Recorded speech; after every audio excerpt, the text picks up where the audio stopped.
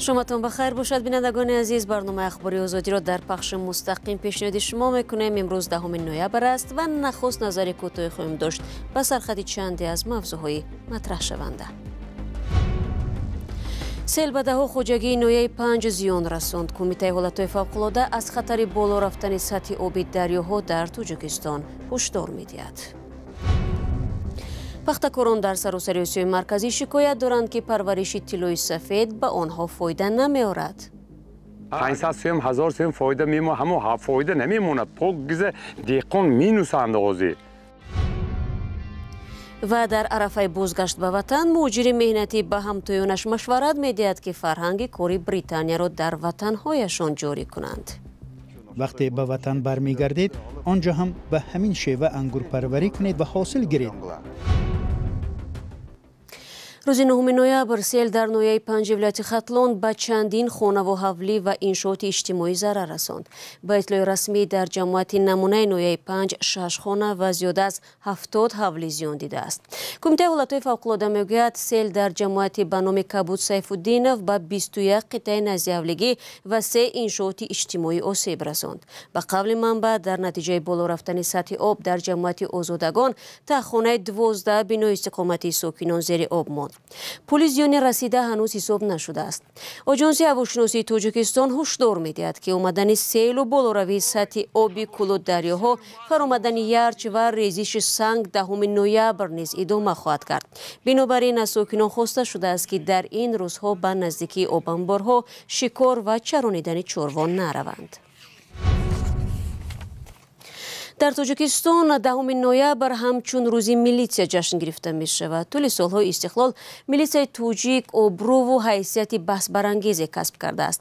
از یک سو نیات‌های حفظ حقوق جنایت‌ها را به سرعت فاش می کردند، از سوی دیگر شکایت‌ها در مورد شکنجه، تحقیقات ناعادلانه، فساد و ناباوری بیشتر شده. رهبریت وزارت کارهای داخلی، نمایندگان جامعه شهروندی و سازمان‌های بین‌المللی چندین سال باز برای اصلاحات در نیات‌های حفظی حقوق تلاش می‌ورزند. این کوشش‌ها تا کجا نتیجه دادند؟ در گزارش اسکندر فیروز و امیر ایسویف می‌بینیم. پژوهشگاه آمریکایی گلاب در گزارش همساله خود نوشته است که تاجیکستان امن‌ترین کشور در جهان میباشد و ساکنان به پلیس کشور اعتماد دارند. این در حالی است که در یک سال اخیر خبرها درباره شکنجه و دست داشتن ماموران پلیس در بازداشت‌های غیرقانونی رسانه‌ای می‌شوند. عبدالرحیم قهارов وزیر سابق کارهای داخلی و دبیر سابق شورای امنیت تاجیکستان اعتقاد خود را به بهبود مستمر ساختارهای داخلی کشور ابراز داشت. باوری مردم نسبت به کارمندان مقامات ملیس نهایت بلند است. امنیت جمعیتی به فکر من خوب تامین کرده شده است.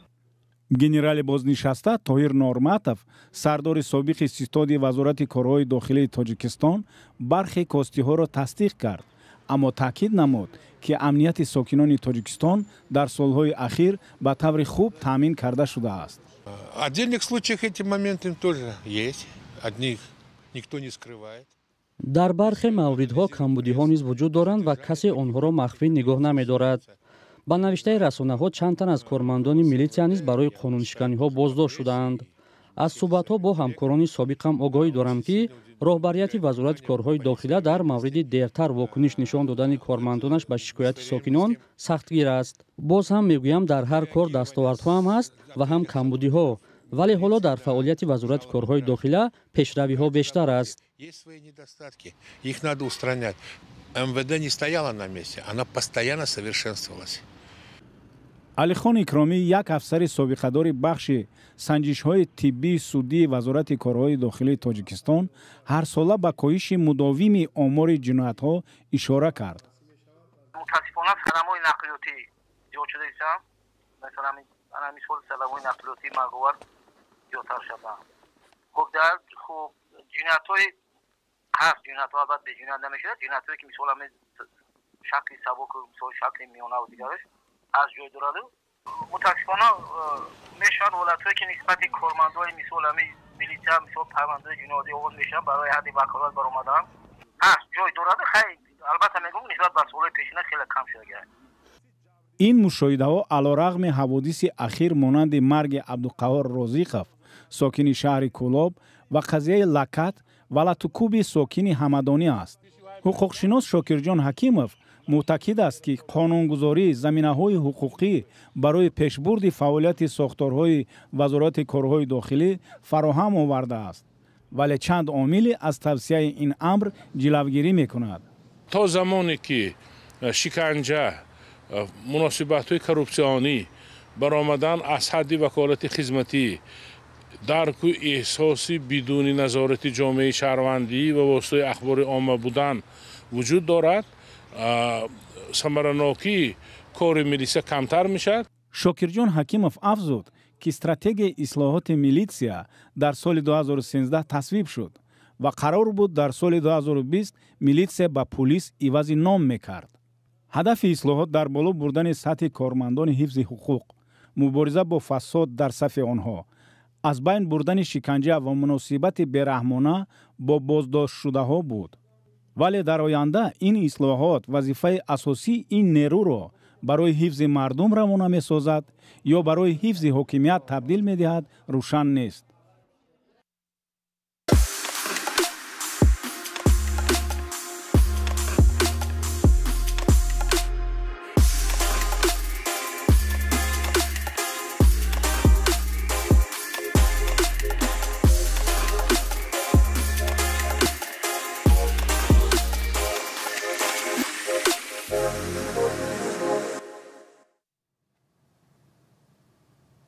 برنامه اخباری آزادی رو با گزارش‌های دیگر پای می‌گیریم. موسم امسال قانونچینی پخته در تاجیکستان به پایانش نزدیک می‌شود. مقامات میگویند تا کنون زیاده از 300,000 تن پنبه جمع‌آوری گردید. این موسم در ازبکستان و قرقیزستان هم جریان دارد. اما امسال در هر سه کشور دهقان‌ها از مشکلات لب گشودند. بخش فرغانه رادیو آزادی نظر آنها را در گزارش گرد آورده است و آن را گلبهار مرادی تقدیم می‌کند. روزهای آخرین قانونچینی پخته در تاجیکستان و ازبکستان و قرقیزستان. سعیده کریمова 10 سال باز هر تیر ماه در میدانهای پخته ولایت سوخت به اصطلاح تیلای سفید جمع می‌کند. میگوید امسال نسبتاً مزدی بهتر داده اند. پیشکو از اون 50 درم 40 درم بود. من حاضر خدای شکر یک سومون. من اونجا پخته چینده گشتیم. بارون ابراد ما به همه ها کارگری همه ها کنده هر روز. با گفته محترم عثمانov از فرغانه یک پخته‌چین در ازبکستان نسبت به قرقیزستان و تاجیکستان حق بیشتر میگیرد. امسال خدا خواهد 150-160 کیلو پخته چیدیم. دوره چینک یکم 1,500 سوم داد. حالا 1700-1800 سوم میدهد. اگر از 100 کیلو زیاد چینید 1 کیلو روغن پخته اضافه کرده میدهند. اما مشکل پخته‌کاران هر سه کشور منطقه یک خیلی می باشد. پایین بودن نرخ پخته. دهقانان ولایت سوخت از این وضع شکایت دارند. انا حساب کنید که 1 کیلو پخته 1 تن پخته ما 6 سومونده ازین 2 تن پول پخته هم تو چقدر شدگی 500 سوم 1000 سوم فایده میمونه همه فایده نمیمونه پوگز دهقان مینوسند آزی. حالا نرخ 1 کیلو پخته در ازبکستان از 6500 سوم یعنی 6.5 سومانی تا 9500 سوم یعنی 9.5 بالا رفته است. ولی دهقانان میگویند این نرخ خراجات آنها را نمیپوشاند. در صحیفه در تلگرام که بیش از 20,000 دهقان ازبکستانی عضوش هستند، شکایت ها را از نرخ پخته دیدن ممکن است. ظفر آتاجانوف امسال همراه خانواده‌اش در ولایت اوش قرقیزستان پخته کشته است.